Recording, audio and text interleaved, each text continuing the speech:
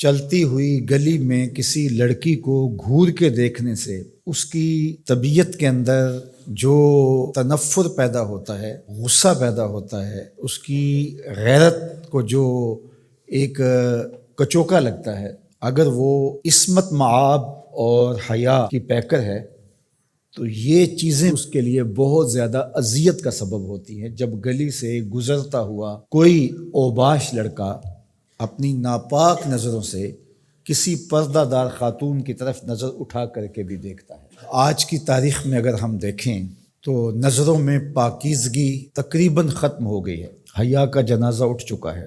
نوجواناں چوں زنا مشغول تن، از حیا بیگانہ پیرانے کہن۔ اقبال نے کہا تھا کہ جوان تو جوان رہے، بوڑھوں کی نظروں سے بھی حیا اٹھ گیا ہے۔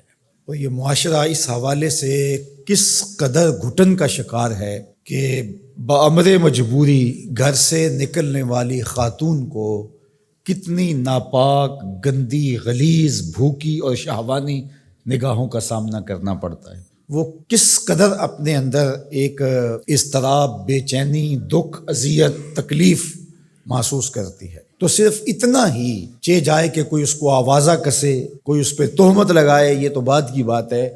صرف نامناسب نظر ہی عورت کو توڑ کے رکھ دیتی ہے۔ عورت ایک نازک شیشے کی طرح ہوتی ہے۔ اللہ کے محبوب علیہ السلام تشریف لے جا رہے تھے ایک سفر پہ، اور خواتین بھی ساتھ تھیں۔ تو جو اونٹوں کو ہانک رہا تھا اس کا نام تھا انجشا رضی اللہ تعالیٰ عنہ۔ تو قافلے کے ساتھ اونٹوں کو ملانے کے لیے اس نے اونٹوں کو تیز بھگانا شروع کر دیا، اور ہودج کے اندر خواتین تھیں۔ تو آقا کریم علیہ السلام نے انجشا کو مخاطب ہو کے کہا، انجشا آرام سے، یہ نازک آبگینے ہیں، کہیں ٹوٹ نہ جائیں۔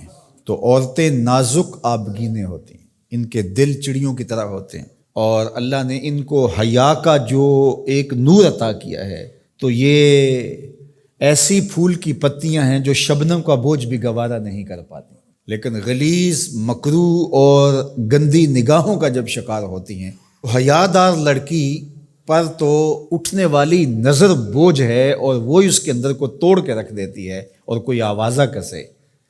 لیکن یہ تقدس معاب مریم سلام اللہ علیہا، گود میں بیٹا ہے، اللہ کی قدرت تھی، شادی ہوئی نہیں، لیکن ایک آزمائش ہے کہ بن باپ کے حضرت عیسیٰ پیدا ہوئے، چونکہ بہت صالحہ تھیں، پارسا تھیں، نیک تھیں، متقیہ تھیں، اور پاکیزہ خاندان کی عالی مرتبت شہزادی تھیں۔ تو جو اوباش قسم کے لوگ ہوتے ہیں انہیں تو موقع چاہیے ہوتا ہے، تو وہ گرد گھیرا ڈال کے ذرا تصور جمائیے کیا مشکل صورتحال ہوگی حضرت سیدہ مریم سلام اللہ علیہا پر، اور پھر اوپر سے تانے، یا اخت ہارون ما کان ابوک امرأ سوء، اے ہارون کی بہن، تمہارا باپ بھی برا نہیں تھا، تمہاری ماں بھی بری نہیں تھی، یہ کیا چاند چڑھایا۔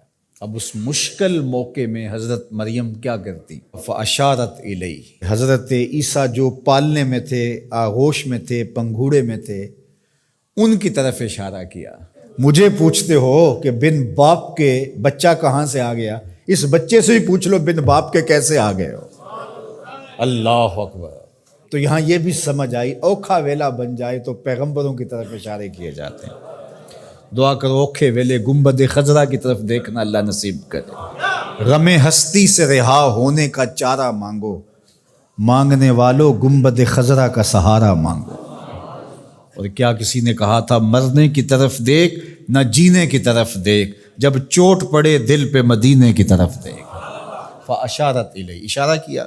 تو پالنے میں تھے حضرت عیسیٰ علیہ السلام، انہوں نے اپنے اوپر جو کمبل اوڑا ہوا تھا اس کو ہٹایا، اپنا مبارک ننھا سا معصوم سا ہاتھ اپنے یوں زانوں پہ رکھا، اور ان کافروں کی، یہودیوں کی آنکھوں میں آنکھیں ڈال کر اللہ کے پیغمبر نے خطاب کیا کہ پوچھتے ہو کہ یہ بچہ کہاں سے آیا، سن لو، انی عبد اللہ آتانی الکتاب وجعلنی نبیا، میں اللہ کا بندہ ہوں، اللہ نے مجھے کتاب بھی دی ہے، نبی بھی بنایا ہے۔